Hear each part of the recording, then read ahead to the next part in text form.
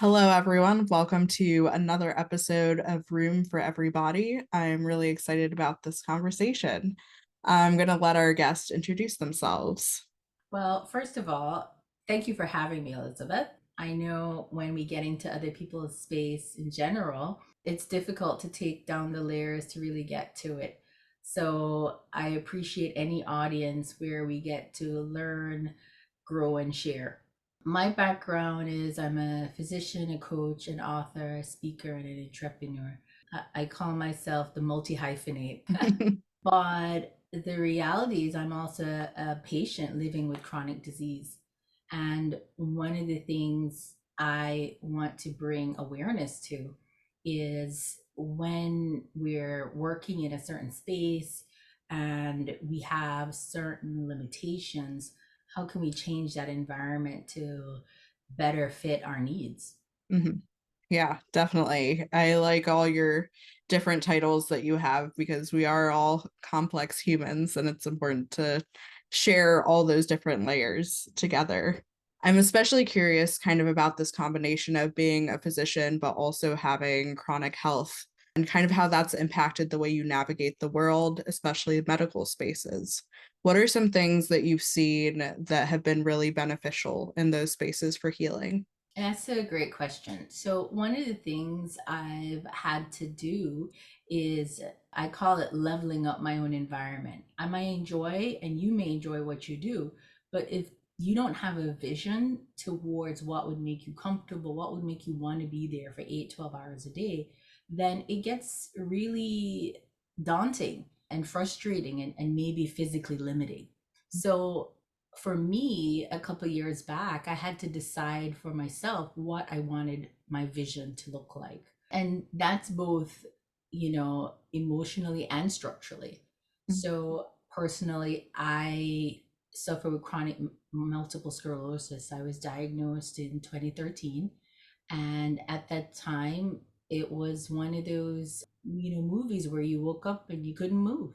My world and space had to change. At the time, I didn't understand it. So I was still trying to live and work in environments that weren't conducive to my success without creating change. I flipped several years later. Now my space looks like something and feels like something I enjoy. And the key is first you have to envision it and then see how you can reasonably make it successful. So I many a times fell down lots of flights or steps. So I've changed my career to make sure I don't have many stairs to walk. Right.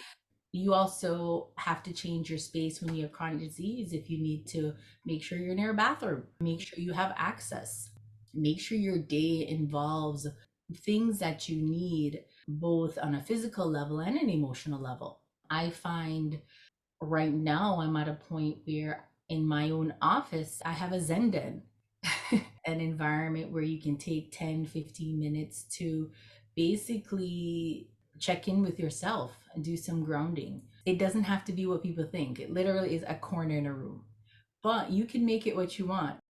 We have multiple, mental health activities. We have like a little origami garden that you can play with and just a little space that you can actually, you know, check in with yourself so that you can really be more productive. So those are a couple of things I did to really improve my workspace and really help. Yeah. That's wonderful. I like how you highlighted workspaces and public spaces that were inaccessible and how you've navigated that. And just like the awareness of how many stairs are there and are there other entrances. I can imagine it would lead to having to do research about the physical space before going, but also what you're talking about in your home. And if people would need to be like closer to a bathroom, or how do you make it more calming in that space. I think both of those are very important. I'm wondering if you could talk to another doctor about how to treat patients with multiple sclerosis. What would you say to them? If I could speak, what I tell a lot of people is you have to prepare for the appointments. A lot of what I try to advocate for is patients having a joint relationship. Mm. You will find if you meet a lot of people with MS, they actually know quite a bit about their disease. So it's shared decision making. And Mhm. that's what I would tell any physician seeing any type of patient. You can educate people if you know what you're doing. Mhm. You can explain it to a level where people can gain that understanding and make a decision that's right for them. Yeah, definitely. Are there anything that you can think of about the design of either like waiting rooms or the exam room that could be redesigned that would be more accessible?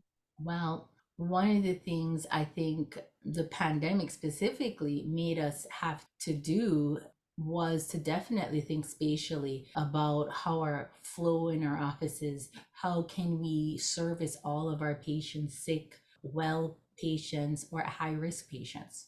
So we changed the flow from using one entry to two entries. It seems so simple, but by separating those patient populations, you're making things safer and reducing risk. Other things we did when people were really scared, we changed over from some people just didn't want to come into the office. We gave them iPads. We would still see them through the camera. We tried to use technology to be able to help us still take care of people, and we can think out the box about what that means. Yeah, that's wonderful. I think that as humans, we can be very adaptable and definitely have had to be during this pandemic and figuring out different ways to do the things that we need to do, especially the healthcare system. Absolutely. Great. These have been really interesting suggestions. If you were working with a patient on their home, are there any other suggestions that you would make for how they could set up their space? So I deal with patients from the age of 19 to 101. Okay. So it's different recommendations for different types of people based on your need. I have patients who, maybe it might be better to have your forever home one story. You may want to think of the flow so that you're not having bumps going between rooms that can increase risk of falls. I always say throw rugs. You have to be careful with fall risk related to throw rugs. You make sure Mhm. they're flat and sealed to the floor. Another thing is you want to make sure lighting is good. I tell people use any natural light you can because it's going to increase your energy, your vitamin D. A lot of what I discuss with people is making yourself as independent in your home as possible, but a priority is always safety. Yeah, definitely. Those are really good tips. Thank you so much for all of your insight. And I'd love for you to let our listeners know more about the work that you're doing and where they can find you. Well, I really appreciate being here. So, my goal is to learn, grow, and share. Recently, I authored a book. It's called The Parts We Don't Talk About. And ultimately, it's me giving tips and tricks that I've learned from being a physician, being a patient, and being a caregiver to a child with chronic disease. It allows me to kind of be on all the sides of the table in a doctor's room and prepare people through my book to how to relinquish that need to try to do things on their own, but getting assistance and how to best perform and succeed in their lives. So I try to advocate for a lot of children getting into healthcare. So I speak a lot in elementary schools in regards to just getting that passion back into the joy of being a part of healing and helping. I also do speaking engagements. I'm available for multiple topics. And I run a coaching business for people who are high functioning professionals who want to improve their workspace. So I'm reachable by easily going to my website, www.drsimarta.com. My book's available on Amazon. It's available on audiobooks, and always looking for feedback for growth. So thank you for having me. Yeah, wonderful. Thank you so much for being here.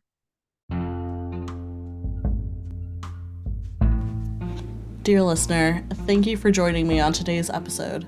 This podcast is produced by Eden Environments, an inclusive and sustainable interior design firm. Our human-centric design strategy creates spaces that are fat and neurodivergent friendly, trauma-informed, and sustainable. If that sounds like what you need, contact me through Eden's website to get started. For the latest updates, sign up for emails and follow along on your favorite social media platform. And until we meet again, I wish you gentle days.